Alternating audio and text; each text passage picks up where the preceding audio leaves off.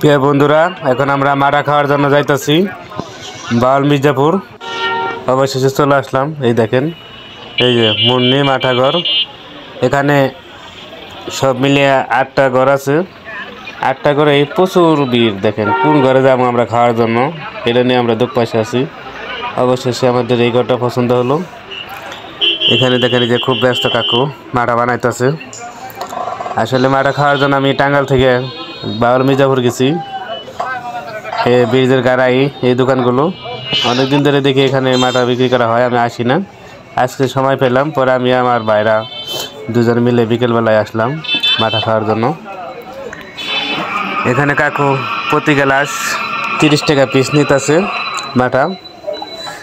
দেখি আমাদের বানিয়ে দিবে, কী কী দিয়ে বানিয়ে দিয়ে আমরা একটু দেখবো এই মাঠা আসলে কী কী দিয়ে তৈরি করা হয়।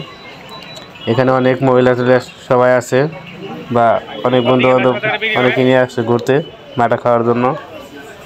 আমরা অবশেষে অর্ডার দিলাম দুইজনের জন্য। দিয়ে আমাদের বানিয়ে দিক। এই যে দই দিল, ফ্রিজে দই দিতেছে। তারপরে আরেকটা কি জানি দিল, জিজ্ঞেস করলাম যে কাঁচামরিচ, মরিচ জালের জন্য। আমাদের দিল 4টে। আমরা বাড়ির জন্য নিয়ে আসবো, তাই বেশি করে দিয়ে এলাম। 1 লিটার নিয়ে যাবো আর আমরা 2টা খাবো। অবশেষে সব কিছু দিয়েছে, বানাইবো। আমরা বসে আছি, অপেক্ষায় আছি আমাদের কাছে দেওয়ার জন্য। এই তৈরি হয়ে গেছে, এখন আমাদের দিয়ে দেবে।